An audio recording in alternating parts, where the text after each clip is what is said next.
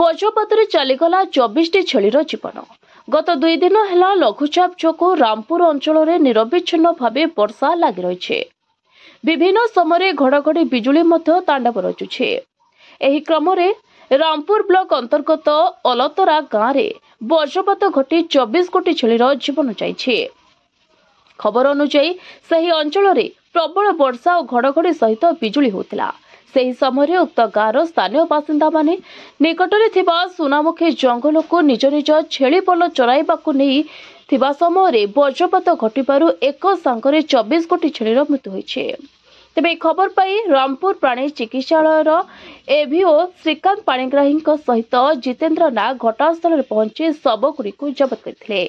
ବଜ୍ରପାତରେ ଆହତ ହୋଇଥିବା ଅନ୍ୟ 4 କୋଟି ଛେଳିକୁ ମଧ୍ୟ ଚିକିତ୍ସା କରିଥିବା ବେଳେ ସେହି ଛେଳି ସୁସ୍ଥ ଥିବା ଜଣାପଡ଼ିଛି।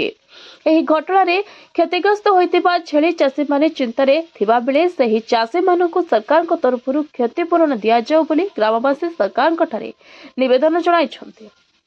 କଳାହାଣ୍ଡି ଜିଲ୍ଲା ମଦନପୁର ରାମପୁରରୁ ଲମ୍ବୋଦର ସେନାପତିଙ୍କ report, voice of Odisha live.